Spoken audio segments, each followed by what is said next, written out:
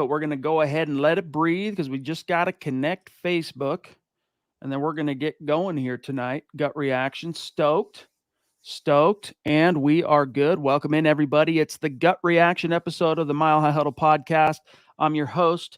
Joining me once again this Saturday evening is Mr. Producer Extraordinaire, Scott Kennedy, for the Gut Reaction. Scott, I think those Broncos fans, which probably was a majority, that were feeling a little anxious, harboring some misgivings, I think they're walking a little bit lighter tonight. What was your gut reaction to the Broncos, which at this point still shutting out the Rams with under 2 minutes to go, 41-0? I think my gut reaction to your statement first would just be, we preach don't get too low, and we'll preach the same, don't get too high. There weren't very many starters out there. What you saw was a lot of good. So my gut reaction to this game is following up on what are my expectations for this season, Chad? We've heard that a lot. What are your expectations for this year? My really only expectation for this team is competency. When's the last time you saw, and I'll just say a half, forget the second half, where it's 3s and 4s against 3s and 4s. That's definitely a lot of football being played by guys that are probably going to get some bad news here in the next 72 hours.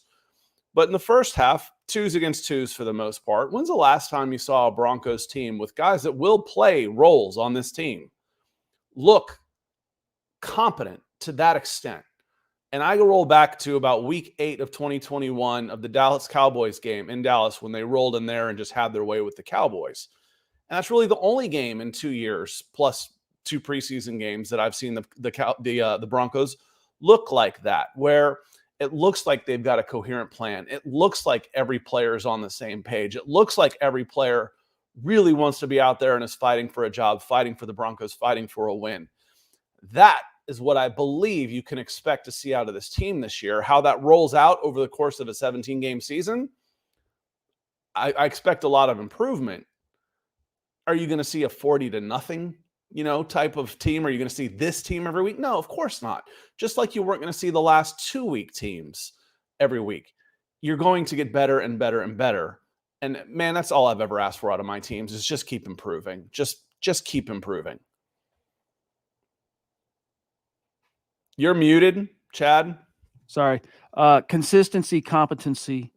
Yes, dude. And that's something that we were really, really focused on in the offseason hunt for the coaches. Come on, man. Hashtag extreme competence. Let's just find a guy who, as Terrell Davis said, doesn't have to kind of guess or think how to fix things, but knows how to fix things. And while it's too early to say for sure that everything's fixed, tonight, just from an operational perspective, man, like from the sideline stuff to the plays, getting off on time to minimal. This was probably the most penalized they've been this in a preseason game this summer, but still just things operating and firing on all cylinders. And it feels good. And as you said, feels good seeing it from 2s, 3s, and 4s. What's it going to look like with 1s? I can only assume with 1s, it's going to look even better. Although you're exposing that to the opposition's 1s as time marches on. So we'll see how it shakes out, but you got to be feeling a little bit better, breathing a little bit easier tonight. Like Naj here, bro, stoked. Thank you for being up late, especially my friend on the East Coast. I know how late it is for you right now. So thank you, big dog. He says, hey, brothers, great effort across the board. Awesome way to go into the regular season. Go Broncos. That's a good point, Scott, is even though it's just a preseason game, hey, would really have liked to have got a win in Arizona. Hey, you hate to lose, would really have liked to have gotten a win in San Francisco. But to not only win the third one at home in front of the fans, Scott, but to put a big exclamation point on it. I get it, it's not equal, but it's like the closest thing in the short term the Broncos can get to the Christmas game revenge. And look, they hung 41 on them with their backups against their backups. And that's what you call momentum. That's a nice little spring into the regular season. I like how Naj is thinking. Yeah, and Naj, appreciate you coming in and supporting us like always. And that means we're one more week to seeing Naj at the meet and greet here in a few weeks. It sure beats losing. I've said that winning and losing isn't the most important thing by a long shot to these coaches, but you'd rather win than lose, without a doubt. The players that are out there, that are fighting for jobs, fighting for their lives. They'd rather win than lose. But you saw some things tonight. You saw 7-man blitzes on third down. You saw some things that said, okay, it's important for us at home, especially. You made that point at home to get some positive momentum, to get some feel good, to get some positive ink, to take some of the pressure off, and make some hard decisions over the course of the next 72 hours for this team. And we'll talk about a few of those players. And there's one that's really obvious that hasn't really been on anybody's 53 roster that may have just forced his way on it tonight. I don't know how you keep Albert Okwuegbunam off the roster. The way he punctuated this offseason, I assume that's who you're talking about. Yeah, it was an easy one. Yeah, I mean, guys that we talked about probably won't make the 53. Yeah, come on. If we name those guys, who was the player of the game out there tonight? It was obvious. It's going to be interesting to see how they juggle the roster math. You know how that shakes out, that particular arithmetic. But Albert O finishing the night. Get this, everybody, in case you don't have the stats right in front of you. 7 receptions on 8 targets, 109 yards, that touchdown, which was a beautifully executed play between the whole offense, but Stidham and Albert O in particular.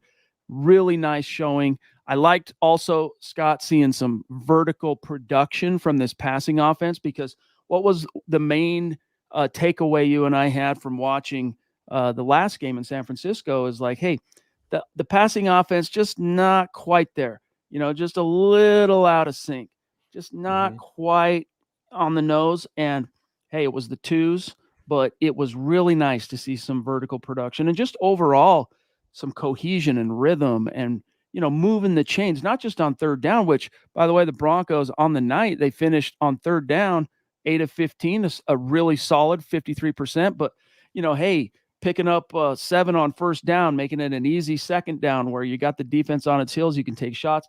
Just the way you want things to shake out, it was shaken out, and that's really encouraging to see. And one last thing before I serve it back to you, Scott, guys, it is a late stream, so we are probably not going to go the full hour because we also have a lot of stuff we got to do after the stream, Scott and I, for Mile High Huddle. So any burning topics, get your super chats in right now. We'll make sure we get to every one of them before we sign off. But your thoughts, Scott? Well, last week, talking about, you know, how the team went through and how they've progressed week to week. Last week, we thought they're running the ball fine. What was my biggest complaint? The offensive line looked better. They were getting a push. My biggest roll it back. What was your biggest concern? My biggest concern was the passing game never synced up. And it was never, you know, 5-step drop, find your first read. The ball was not coming out quick enough because after that, there wasn't time to go from first read to second read. There was pressure then at that point. Tonight, there was time. The offensive line, I don't care if it was backups. You're going to need those guys. There were players out there in the first half. They're going to play key roles for this team before 17 games are over, including some of those guys on the offensive line. Today, you had time to go 1, 2, 3. And Jarrett Stidham was making those throws and getting to some players, including Marvin Mims. He had the first one. Who had the second long? Johnson. Was it Brandon Johnson had the second long one down there? Including Brandon Johnson, who is all of a sudden could be a key player for this team, including Albert Okwuegbunam. And let me say just this about Albert O. I've been as critical of him as anybody. His first catch, nice little seam route, little short, quick out, first down, goes up, double clutches the catch and turns it up for a first down. I'm like, all right, well, there's the first down catch. But there's what we saw when he had a decent game last year to end the season. He's really fighting the ball. I'm like, he just doesn't look. And after that, done. It was like the guy who's a shooter getting a layup, and all of a sudden he's on fire. If you remember old NBA Jam. Oh yeah. He turned into Karl Malone out there, you know, where he was just bossing the ball. When you're that size, I don't want you to play like a finesse receiver. I want you to play like a power forward. And he was out there going up for the ball, using his body, boxing guys out. He was diving catches one-handed. He was phenomenal. And then on the touchdown. A little frustrating. Boom, shakalaka. Yeah, the boom. You played the NBA, Jim. It's a little frustrating because you start going, dude, Where has this been? Yeah. I'm going to stick to the positive, and the positive is I think I can because the first play I watched him was blocking, and I was like, okay, yeah, he's doing a job out there, because I kept a close eye on him, knowing that he was before all the eyes went on him. Once he started catching 7 passes and making all these plays, everybody's eyes were on him. But I watched him early, and he was doing his job. Man, I don't think there's any way you can cut that guy on Tuesday morning. No way. I just don't think you can. Not only do you not want to, obviously what he can contribute in the passing game, but how do you do it and maintain a credible posture to your team? It's like, Right. hey, we said go out there and leave it all out on the field. And why are we doing that if we actually pull it off, leave it all out there on the field, ball out, and it avails us not? So I'm with you on that. Miguel, what's up, dude? Yes, we're both saying right now, and thank you for the stars, brother. We see Alberto making this roster, and he did look damn good. It was nice to see. Shout out to the Michael Ronquillo, who's jumping in early with some stars. And then we've got Snarky User in the house with an old school Bronco logo for his YouTube. Awesome. If we can play second teams, we're 20-0 this year. Yeah, hey, here's a better way to look at that, I think, with maybe more of a glass half full way to look at it, Snarky. And apropos, of course, your comment relative to your profile name. If the Broncos have to, and they're going to have to, it's not a matter of if, it's when the Broncos, Scott, have to delve into their depth, you got to be feeling a lot better, especially about a few specific positions, about the Broncos' depth after what you saw, but not only just tonight, but through this preseason. You're going to see Marvin Mims on the field. You're going to see Cam Fleming. You might see Kyle Fuller. You might see Luke Wattenberg. You might see Quinn Bailey. You'll probably see Cam Fleming. You might now see Albert Okwuegbunam. And on the other side of the ball, I promise you're going to see guys like, well, if they make the team, but you will see second team guys like Matt Henningsen. You might see Elijah Garcia out there. Aaron Patrick may have played his way onto this team. You might see Justin Strnad. You might need him. You might see a Same Bassi now. And those guys were good. Yeah. They were really good. So that's a good thing. And again, the overall feeling of competency across this team, again, you see coaches, it doesn't matter who's on the field. It doesn't matter what the score is. They're coaching their asses off because that's who they are. That's what they do. And they want their message to be heard from the first guy to the last guy on that 90. Yep. And when you see it in action, it should make you feel positive for the direction of this team, considering how misdirected everything was last year. Well said. Yes, Claude, we see Alberto making it. And thank you for your support, big dog.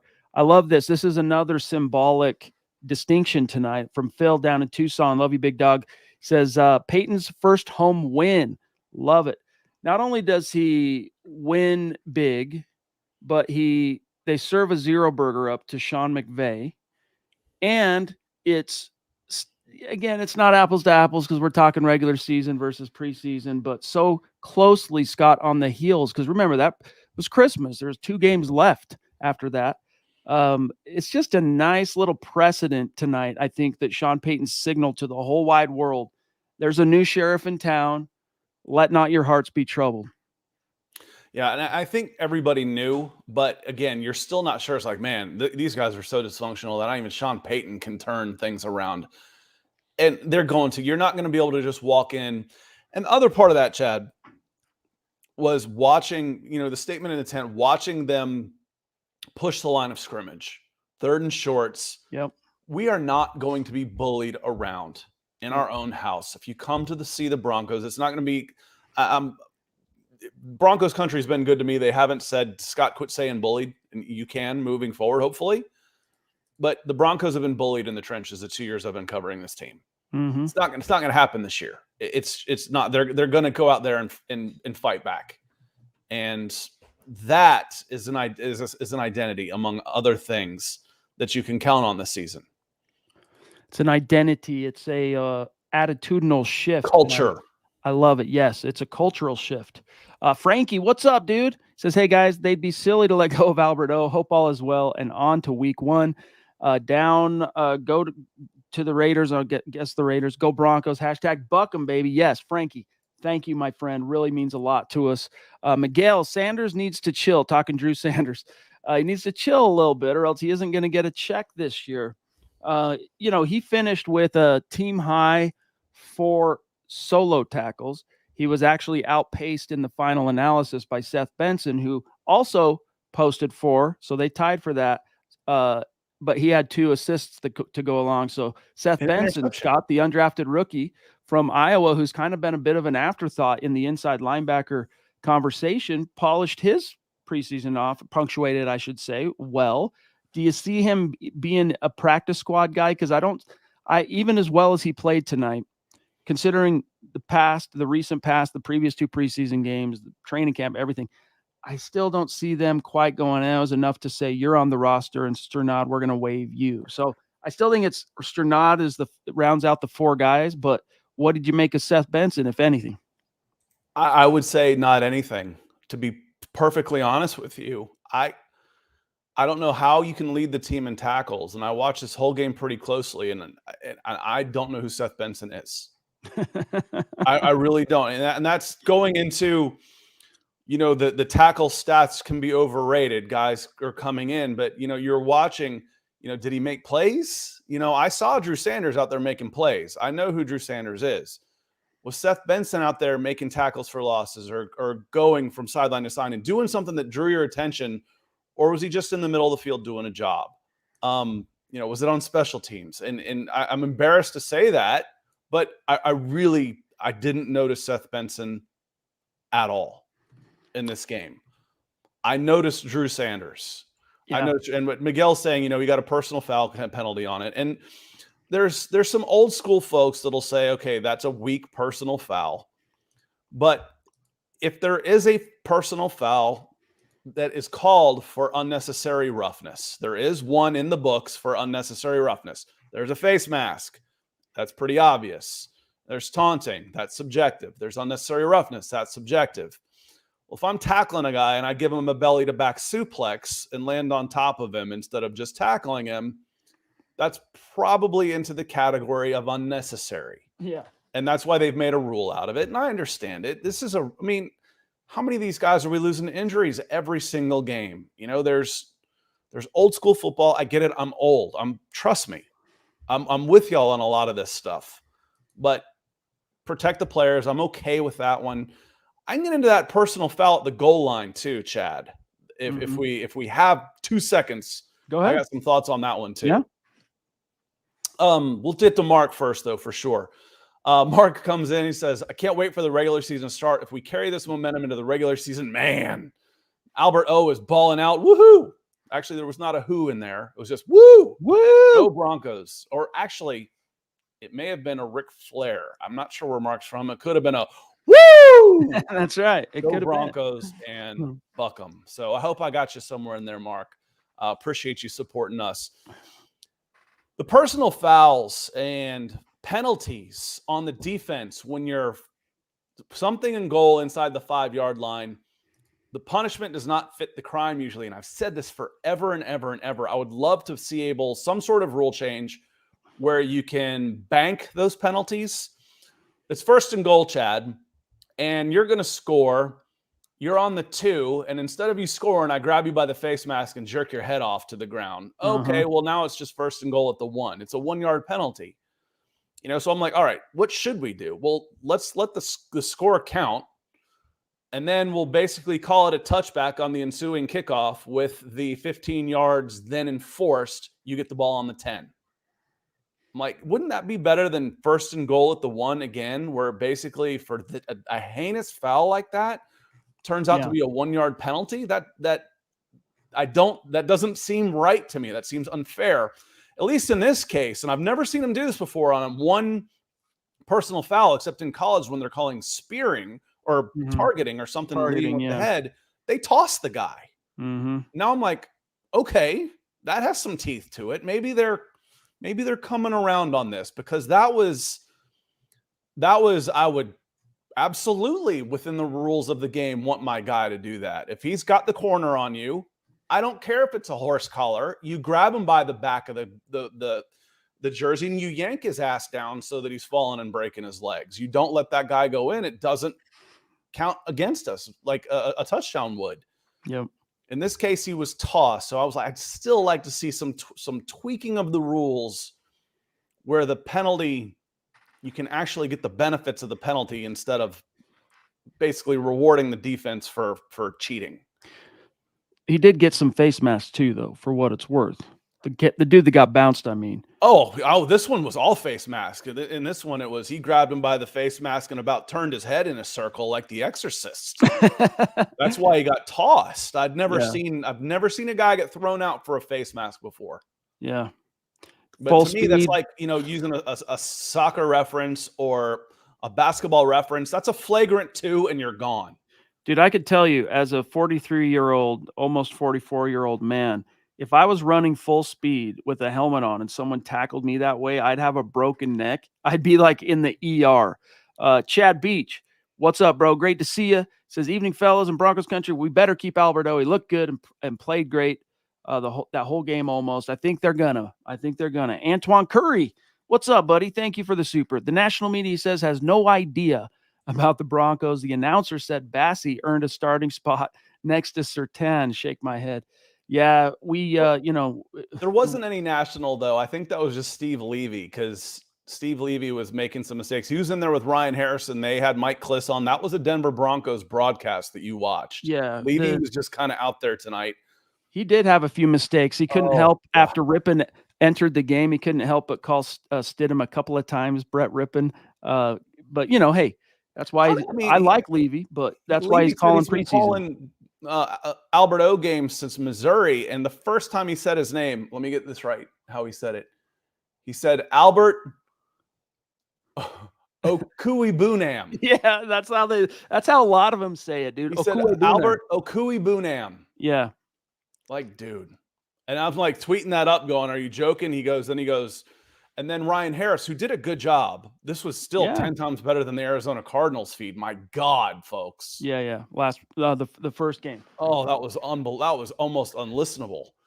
Ryan Harris did a great job. I don't know much about him, if he does the Denver games during the season or whatnot, he's basically trying to crack in, and he did a great job. Yeah, I liked him great tonight. This whole preseason, I've liked Harris's insights and just kind of his feel for the rhythm of when to talk, what to say, what to focus on. I give him props. Miguel, thank you, bud. Appreciate you like the AT shirt. Love it, dude. Thanks, buddy. I would like to wear it though, because whatever it's made out of, I don't care enough to actually examine and see what it's made out of, but it just is really comfortable. Taylor, what's up, bro? Great to see you. He says Alberto deserves a roster spot after today's performance, especially after the one-handed catch. Great win tonight. We're back finally. Go Broncos. I love the optimism and just that shot of life everybody's feeling right now. Chris, what's up, dude? Very generous super chat. Staying up late with us as well. Thank you, bud. He says, what's up, fellas? Thanks for staying up late to bring us the stream. I can't remember the last time we scored 41 points. Also, it was great to finally see what Mims can do. Indeed. Mims, for what it's worth, guys, Marvin Mims finished with 2 receptions on his 2 targets, 51 yards with that long of 50. And, of course, almost getting his head ripped off, Scott.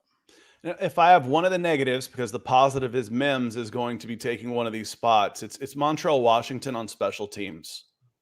For a guy that was drafted to be a specialist, he struggles. Yeah, he struggles it's like, you had one job. He fair catches a ball when he's got time on the 4. Yeah. On the 4. Usually it used to be you put your feet on the 15. Now I think punters have gotten so good, I'd say put your heels on the 10. And if you have to take a step backwards, you let it go. He fair caught it on the 4. And then his next time up, he runs away from one that he's got all the time in the world to pick up and go with, or to field on the fly. It's just, he just doesn't appear to have a natural feel, the confidence, the comfort level, the experience of when to catch a damn punt. It's amazing how much that discernment, and you got to feel for these guys, because not only are you doing it in the pressure cooker of the NFL and the lights are on, but like you've got literally the most baller athletes in the world hauling ass, pardon my French, down the field trying to kill you.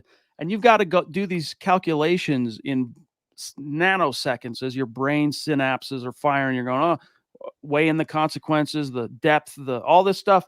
So it's not an easy job. People No, kind of chuck God, it off no. like it's, hey, it's just return the punt, make the right decision. I do feel for him, but I'm with you that he just hasn't shown the propensity to hang. And I guess we shouldn't be too shocked considering that he was he was the poster boy for a very incompetent special teams coach last year in Dwayne Suggs. Gary Palmer, hey guys, that one-handed catch was phenomenal. All the 2s and 3s were balling. Go Broncos and buck them. And then just two more real quick, and then I'm serving it back to you. Chad Beach, again, bro, thank you. Love you, big dog. The Duchess weighing in as well to say, this is a good opportunity to talk about the quarterback here because we've talked a lot about Alberto. She says, Stidham impressed me. He was quick and accurate. Alberto was amazing. The catch was a highlight reel. What if, for the time being, we turned Greg Dulcich into a receiver? Alberto has been doing good also at blocking. So Alberto earning back some love and respect from the fans. But what do you say? How do you rate Jarrett Stidham tonight? What are the takeaways? I thought Jarrett Stidham was great. I thought he had time. We were willing in the first game, to talk about Russell Wilson's performance, even though he had a over 100 quarterback rating, he was still getting crap from the national media. And he was the most pressured quarterback in the entire NFL in week 1. Well, number 3 on that list was Jarrett Stidham. Yep. Number 73 out of 75 on that list was Ben DiNucci. Tonight, Jarrett Stidham had time. He had time to go down and get to his second reads. And the thing that you don't really think of Jarrett Stidham at, he's a really good athlete. That's surprised me so far. He transferred from Texas A&M to Auburn under Gus Malzahn's offense. You know who played for Gus Malzahn? Cam Newton played for Gus Malzahn and won a championship. Yeah. I can't remember because I'm getting old and forgetful.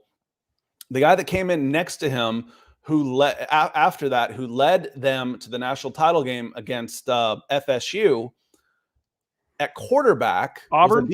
At Auburn. Was a defensive back transfer from Georgia who ended up getting drafted by the Jacksonville Jaguars at corner.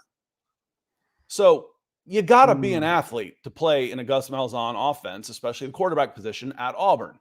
Stidham did that, and he did it pretty well. He wasn't as athletic as Newton and whoever I'm forgetting, but he can run, and that was one of the things you didn't necessarily know. Alberto, what has impressed with me wasn't a diving catch. I love it. Don't get me wrong, but it was the stuff where he had time. A diving catch is like instinctive. Have you ever seen somebody like you hit a ball at them a zillion miles an hour and they catch it, but if a pop-up just scares them to death? Yeah. A nice floating pass and watching him adjust his body to put the defender on his back and box him out and use his hands. And that's the kind of stuff that's why I like big wide receivers. Yeah. And on Dulcich, Michaela, it's great to see you tonight. We don't see you much in the morning. I have basically stopped calling Dulcich a tight end for the last 2 weeks. I've called him he's a receiver. He is going to be probably right now, he'd be your number 3 receiver, I believe. Sutton, Mims, Dulcich. Whether you line him up inside, outside, in line, he is going to be an offensive weapon that you can use in the passing game. Call him a wide receiver if you want to. Yeah. The Falcons use Kyle Pitts like that. And when it comes time to pay Kyle Pitts, his agent's going to be saying, look how many times you line him up at wide receiver. I think Dulcich is going to be the exact same way, Michaela. I mean, same things goes for Jimmy Graham back in the day in New Orleans. He was a receiver. Let's face it. Ted Wonderlick in the house. Can't lie. I was half expecting the 28-27 final score with LA hitting the game winner with 2 seconds left, but I'm glad we ended the preseason with a bang. Thank you, Ted. We really appreciate you staying up with us and the super chat. Yes, Nick Marshall. I did Google that, but then I forgot to mention it to you. Thank you, Corlin. It slipped my mind. I went to that game at the Rose Bowl. Watched a game that was, I think, Jameis Winston to Kelvin Benjamin was the final score in that game. Hell of a football game, though. But Nick Marshall, that was a type of athlete that could make a Gus Malzahn offense effective, and Jarrett Stidham played in that offense at Auburn. He's a he is a very good athlete. Thank you, sir. Yeah, I'm feeling a lot better about him as the number 2 now, for sure. Colby, brother, thank you. He says, hopefully the O-line holds up like this. It's been the run game, but now you see the pass game step up. Go Broncos. And that's another thing is, yes, they, as you mentioned, they did a much better job again, 2 games in a row, protecting quarterbacks tonight. He did take a couple of shots on plays where he chose, for whatever reason, to hold on to the ball a tick long. In 2 of those cases, it was because he was waiting for that play to open up downfield, and then he took his shot. I liked his toughness. Stidham jumping up. He's like, dang, Let's the endorphins kick in for a minute. The trainers come out. He's like, I'm up, I'm good. Good, impressive toughness up to this point. The second one should have been a personal foul because it was Yes. crown of the helmet right into the sternum. Yes. In college football, that would have been the end of that guy's night and half of the next game. Cutting from Snarky. Thank you again, bud. Cutting a number 1. Cutting. He's saying if you're going to keep Albert O, then who's out? And I don't think it was about cutting a number 1, at least if that's what we're talking about. If a number 1 is gone, who would be cut? And I don't think, I think if it would be anybody that was on the bubble that you're looking at, let's say Albert O is in, then who is out? Probably Nate Atkins. Yeah, for sure. For sure, Nate Atkins. But then I have to wonder, would he maybe, this is just a thought in the vein of what Snarky's asking perhaps here, but could he have worked Manhertz off the roster potentially? I don't think so, just because of the utility, the unique utility Manhertz offers as one of the better blocking tight ends in the NFL that has some history with Peyton. Yeah. I don't believe that's the case, but I think Manhertz is safe. He was good. Yeah, I think Manhertz is safe. Cortland Harrison coming in green. Says, what? I told y'all about this offense in Alberto 2 months ago. I don't know, Cortland. We read a lot of comments. He's here to stay and will be in the rotation, guys. Well, thank you. We'll remember it. We will see. We want to see it. We want to see that happen. Yeah, it was a hell of a showing. Yes. It was by far, and I said why it can be a little frustrating, his best game in his 4th season. Mm-hmm. Contract year. And shoot, what? And what have you done for me lately? It's the best time to have that best game. Yep. Yeah. So I'm happy for what it's worth, Cortland. I'm happy to see it. I've had my doubts. I've had misgivings going, man, seems like he's just not getting the love. But you know what? Sean Payton challenged Alberto before the OTAs began and this whole offseason really got off and roaring. And he said, look, this is a huge, huge offseason for Albert. And it was in more ways than one, but I think it helped light a fire. I don't think it was Peyton firing a shot across his bow in the sense that he's putting him on notice, like, hey, you're this close to being out. I think it was genuinely trying to reach him and help motivate him and help lift him up to his potential, because he does have, Scott, insane potential. You keep this dude healthy, he could be more than a good role player. I mean, his ability. You locked up on me just a little bit, Chad. I would put it like this. I would say maybe he absolutely went after him a little bit, that Sean Payton did.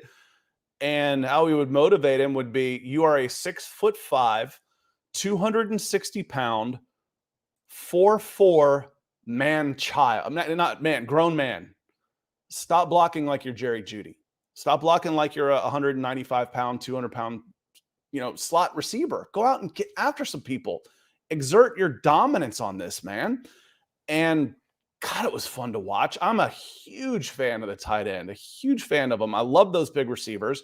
I love watching them get the ball in the secondary. It's diabolical what a 6'5" and 60-pound man can do to defensive backs if you get them the ball on the move in the seam. It was absolutely terrific. And Cortland followed back up by saying he's a Sean Payton type tight end. He reminds me so much of Jimmy Graham. Jimmy Graham is an everybody tight end. That's the point. Big and fast, plays anywhere, any system, anytime. And I believe he was like a 4.48, 4.5 at the highest coming out. Had as many touchdown receptions in the SEC and a tight end in like a decade, and just hadn't shown it all. In fact, he just didn't look comfortable. Last year he had a game, 3 catches, 45 yards, and a touchdown. And God, he fought the ball. And first catch in tonight, it felt like that. He double clutched it, turned, and I was like, okay, made a play. That'll be the one that people will be talking about. No. That one was forgotten because of all the good things he did. Like I said at the beginning of the show, it was like a shooter hitting a 15-foot spot up shot, and all of a sudden he catches on fire. Then he starts banging in threes, runners, all kinds of stuff. That's what happened with Albert Okwuegbunam tonight. And Chad has dipped out just a little bit, so I'm gonna run through a bunch of these super chats tonight and see if Chad comes back. Otherwise, we'll say good night before he gets back. But I think we've got some time to do this. Chad Beach came back in, said, "Evening, fellas in Broncos country. We better keep Alberto." I think it's on everybody's mind right now. He looked great and played that great the whole game. And Maxwell, if we didn't say this to you, and Chad did make it back in, he says, "I've been a doubter the past couple seasons, but I can say with full certainty he secured a roster spot tonight, maybe in Denver, but maybe elsewhere." Maxwell, he proved without a shadow of a doubt that he's an NFL tight end for somebody. And guess who's got the rights to him for the next year? Well, Denver Broncos. That's a good thing. Like I said, in a what have you done for me lately league, you couldn't have picked a better time to have your best game than right now when roster cuts are coming. I don't know if this happens sometimes with this awesome computer I got with your assistance. When I've been grinding it all day, I got to remember, like before streams, to just restart my computer, because it wasn't an internet thing. I just needed a restart. I don't know what changed, but just needed a quick restart. So I got to remember that. Sorry, guys. I'm not sure where we're at though on people waiting. Look, yeah, Nick, what's up, dude? But we are at 36 minutes. We got to go soon, guys. So anything burning, get it in the chat here. Before we grab Nick, have we gotten Oi Boy? We haven't gotten the Oi Boy yet, right? We haven't gotten Oi Boy yet. We're running down in order on the comments in our little section. Oh yeah. Okay. Nick, shout out, baby. Stidham needed a few games to get comfortable in Sean's offense. P.S. Drew Sanders is a beast. His tackle on a Rams receiver shouldn't have been a personal foul. He can't help that the receiver is a lightweight. That dude got rocked. MHH for life. Love y'all. Appreciate you, bro. Great to see you tonight. Thank you for checking in with some whoops. I jumped the gun probably too far. No, I'm good. No, we got Eric too. Josh, what's up, dude? The 60 bus in the house saying, "I know it don't count, but my golly gee whiz, it felt good to watch competent Broncos football. Coach Peyton lit a fire under some butts for show. Hashtag on to week 1. Yeah, dude, it feels good. There's an adult running things. And now fans finally are being like, okay, we've heard that. We feel like we've seen it, but the results still haven't been there. Tonight, the results were there in a big, bad way." Excuse me, you're gonna have to go for just a second. Okay, cool. But Josh, dude, I'm so happy for everybody who's feeling like, okay, a little bit of relief here. And that point that was made earlier tonight about, it's his first game as head coach in front of the home crowd.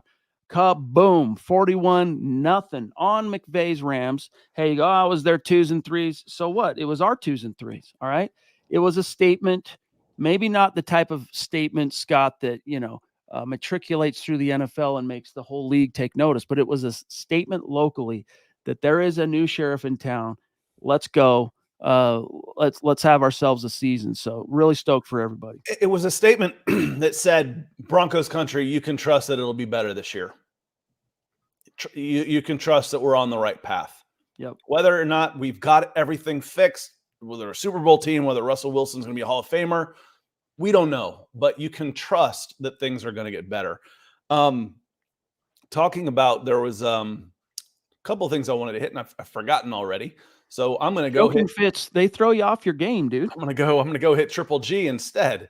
He says, "Fellas, I'm so happy for Alberto and McLaughlin." McLaughlin is a terrific running back. Yeah. His instincts in traffic for a smaller player are top notch. Mm-hmm. That's the biggest thing you worry about with a smaller player is, can he run between the tackles? And he can. I mean, he can go right up into traffic, sit down, be patient, and then cut outside. Turn it on. Wait for it. So it's an instinct. We've talked about it all the time. With running backs, you hear the phrase after they do something, "Oh man, you can't coach that. That's just God-given." It is. Yep. The vision, the patience, the composure, and then he's got the physical ability to go with it. No, he's not very big, but he can still put his head down and churn through and get yardage in short yardage. And he's a really good between the tackles runner.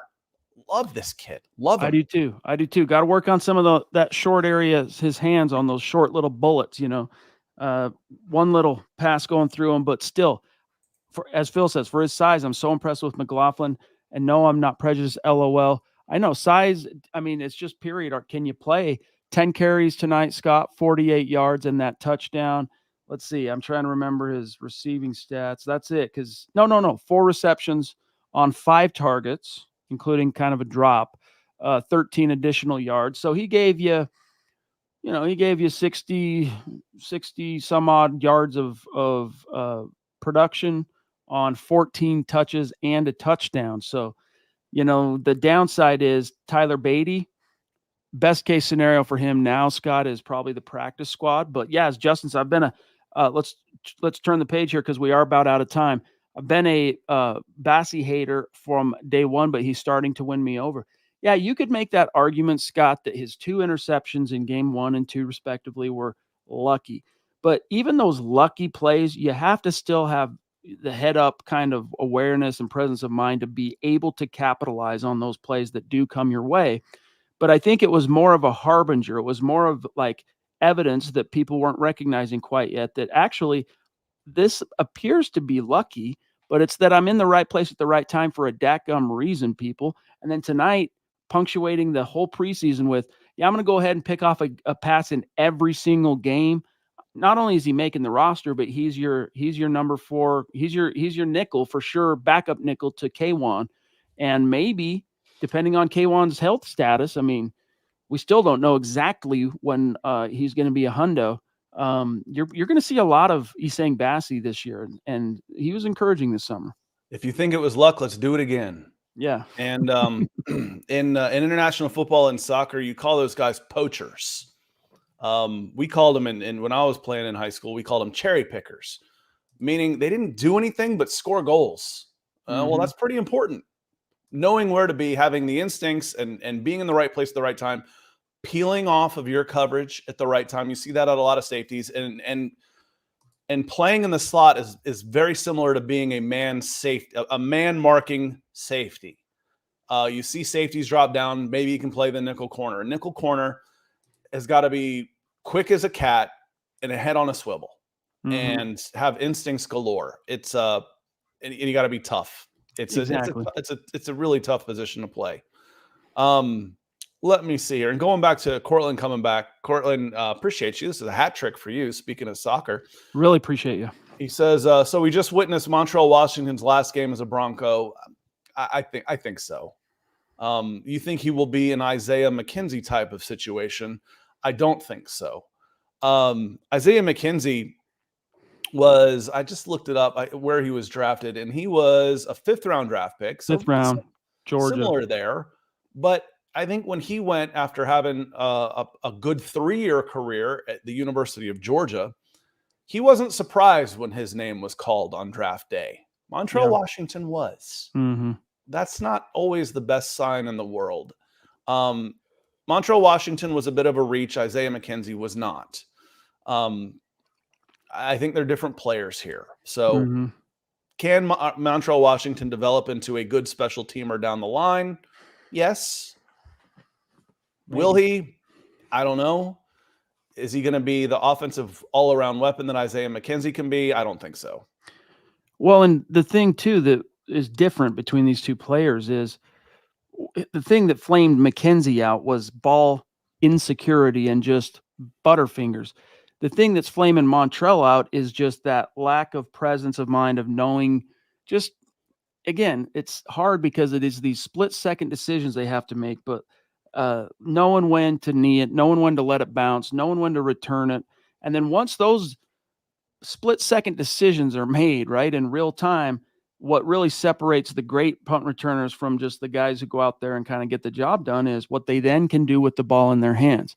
McKenzie has shown, even back then when he had the fumbleitis, whatever you want to call it, he was still, you could see that twitch and that that savvy as a guy with the ball in his hands, but I haven't really seen that from Montrell. Not to say it's not there, but he just seems like he's swimming so much that those aspects of his game just haven't been able to buffer up into speed to get on the same level. So I doubt it. As Scott said, I think more likely than not, he's a guy that probably flames out of the league.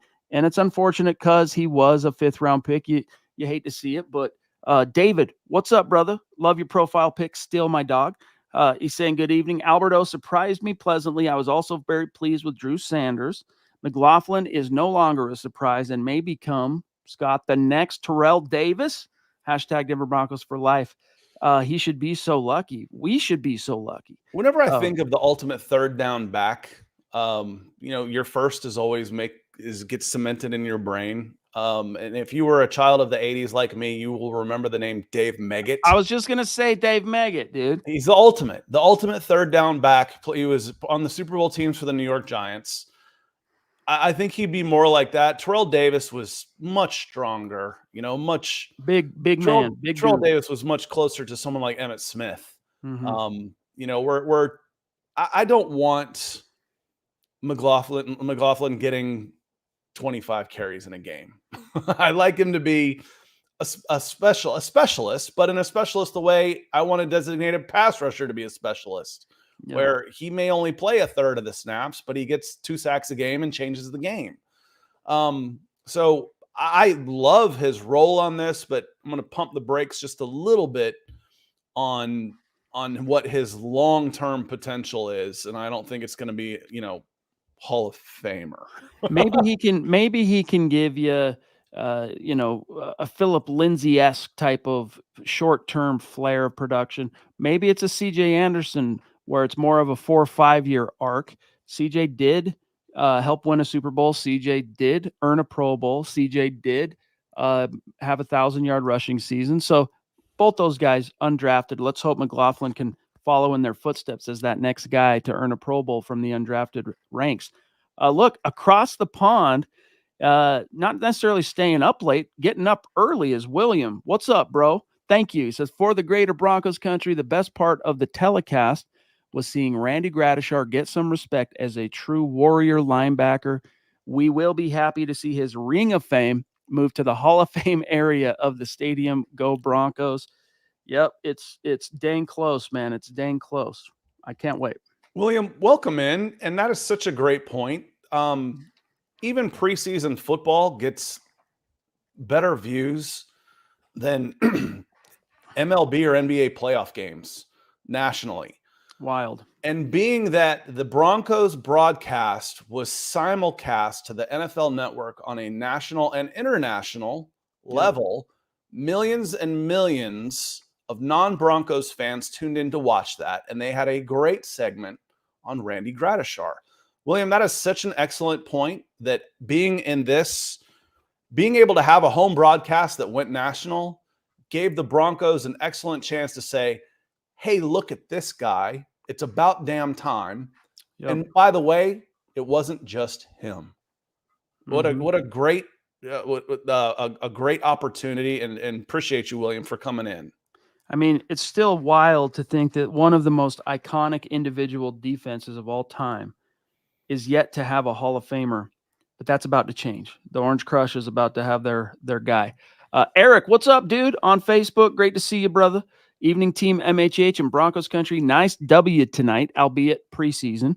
Felt like we started turning a corner. Wondering if Alberto was being displayed for potential trade. Looking forward to seeing the final 53 and the 69 when you count the practice squad. Yep. Potential add and the potential additions from other teams and cuts. MHH for life, Denver Broncos. Yeah, bro, it's coming soon. The next 48 hours are going to be a whirlwind. So yes. And then, and thank you. Really appreciate you, brother. Should we grab Ben here? Who do you see as our lineman backing up our starting 5? Thank you, Ben, for the support and the question. Yeah, let's talk about this real quick. Fleming's making the team. What about Pazlewski, or what's his name? Ryan Harris did everything right tonight, and he called him Palczewski. I'm going with that. Palczewski. Mm-hmm. Okay, go on. I mean, if Coach Krzyzewski can be spelled like it is, I'm not going to question. That's true. I'm not going to question Palczewski on that. So like I said, I was impressed with Ryan Harris. Hopefully they don't leave me hanging on this one, because I've called him I think I've been calling him where'd he go on this list as I read it? Palczewski. Palczewski. He called him was Palczewski. Right. Palczewski. Yeah. I disagreed with y'all a little bit, thinking, do your draft picks make the roster? And y'all were saying Alex Forsyth probably wouldn't. I don't know if it was you specifically, but there was a lot of that talk about him and JL Skinner not making this team. And it happens, but it's still fairly rare where a first season draft pick doesn't make the team at all. Yeah. It's still fairly rare. And I thought Alex Forsyth was one of those guys that played well tonight. He looked competent.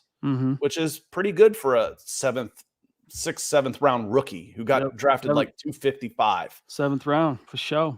Yeah, and it was well after it was 7th round plus. But Cam Fleming, Kyle Fuller, Wattenberg, Bailey's been good. Palczewski, that's 10. So one of those guys you might have to try and sneak through. Would Wattenberg make it? Maybe. Yeah. Probably try and sneak through what is it again? Hold on. I might not take Fuller on that list, but he could play center guard. It'd be close. Palczewski's in. Yeah. He's in. Fleming's in. So there's 2. Tackles are valuable, baby. Yeah. So it'll be close. That's a great question, Ben. We will see. I've liked the Shermanator a little bit. Will Sherman, I thought, has played pretty well. So we'll see. I don't feel as scared about the depth there as I have in the past. And what always makes me feel warm and fuzzy is Anthony Edwards coming in with the super chat. Appreciate you, Anthony. He says, thanks for the show tonight, guys. Was it game 1? And what a turnaround over the past 2 weeks.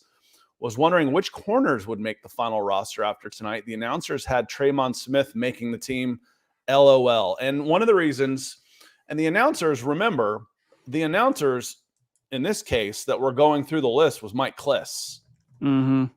Mike Kliss said he had Tremon Smith on it because he was planning to be the kickoff returner, a special teams player, and he had a $2.5 million guaranteed contract. I was just going to say, he got 2 years, $5 million. Half of that is guaranteed. Which is basically a 1 year, $2.5 million deal. Yeah, that's true. Which floored me, because then I went and looked him up and said, what on earth compelled these guys to give him $2.5 million guaranteed? What had they seen in the past? And I couldn't find it. Yeah. So that contract's a little questionable. Tremon Smith has been bad with a big old B. Broncos be bad. Yep. In the preseason. And man, bad enough. Is saying Bassey to keep Tremon Smith? No. And bad enough, Scott, to where you can see some conversations happening in the halls of Broncos HQ of going, let's just eat that money. Like, he's that bad. He was that bad. But here's the other wrinkle, though, is if you're moving on from Montrell, you do need a competent guy back there that can at least make those split-second decisions correctly. And if he's not the most dynamic guy as far as ball in his hands, so be it. That helps him. He was talking about Mims was doing the punt returner with Tremon Smith being the kick returner. Kick returner is a much easier job. Yeah, but with Jerry Jeudy, get it and run as hard as you can in one direction until someone tackles you. I'm not sure you can returning. Can you afford to put your number 2 currently wide receiver back there returning punts now? No, but I'd find somebody else to do it. I'd find my wide receiver 6. I would find somebody to do it. Yeah. Because we haven't seen Tremon Smith do it either. What makes us think that that's true? That he's the guy, and I'm not giving $2.5 million guaranteed to a guy to be a kick returner. Dude, I totally forgot they paid him that much. Holy smokes. Anyway, Anthony, appreciate you, brother. Jeff and Mike, and then we got to go. Jeff, thank you, brother. Can we have the 2s start against the Raiders? Still no faith in these 1s, Scott. Yeah, and again, you see some of that. Now, those guys out there were fighting for jobs tonight. This was a do or die situation for them, for a lot of them out there. But you had to have liked what you've seen. And again, it was 2s against 2s. And the bootlegs, the dropbacks, the long passes. these guys still can't run a screen. I'm not sure they've got the personnel on the offensive line, the mobility to run a screen, but at least they've got the personnel now where they can hold their ground and even push the line forward, which I haven't been able to say for the last 2 years. Yep. Improvements. There's been improvements. And then, start getting guys healthy. That's a big part of it. Get Jerry Jeudy healthy. That's going to be a big thing. Keep getting Javonte Williams stronger and stronger. Make sure Mike McGlinchey is healthy. I don't want to go through the situation last year where, Billy Turner was a fraud and we heard every week, yeah, he's getting close. We're just being smart with him. And yeah, he's not going to play all freaking year. And we were laundering money for him. Mm-hmm. So keep, we need Mike McGlinchey to be healthy. And we need Ben Powers to play to his pay grade. Jeff, thanks again, bro. Good to see you tonight. Mike, you are Prince, the Ronk. Great show. Thank you, brother. Appreciate you. We went almost the hour anyway because you guys, we just can't tell you no. You keep us here. We love you. We do this because of you guys. So thank you for staying up late with us. But Scott, before we sign out, Keith wants to know about Brett Maher. Is he locked in, you think, now as the kicker? I think he kicks on week 1. I don't believe there is such a thing as a long-term kicker unless, you have already earned it. It's week to week for him, Keith. I wouldn't say long-term by any stretch of the imagination, but I think he'll be the kicker week 1 right now.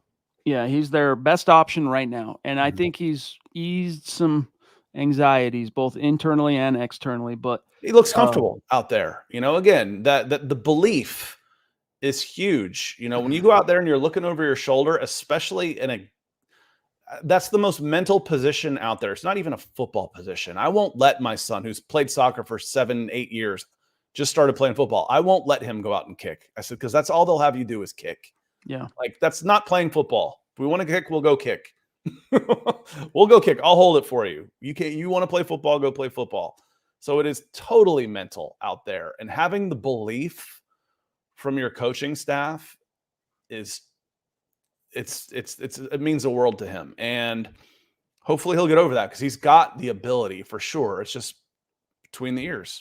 And it looked comfortable out there. Looked great. He's been a 90% plus kicker. So let's hope that he's on the track back. But guys, connect with us on Twitter, at the MHH pod, the main account at Mile High Huddle. You want to get a hat like this, get your merch on, mhhmerch.com. Easy to remember. Thank you for helping us get the podcast page on Facebook over 10,000 followers. We have a very special present that we'll announce tomorrow to celebrate our giving back to you for helping us get over 10K. We're really stoked. Also, guys, we're on fire on Instagram. Connect with Mile High Huddle there at mile_high_huddle.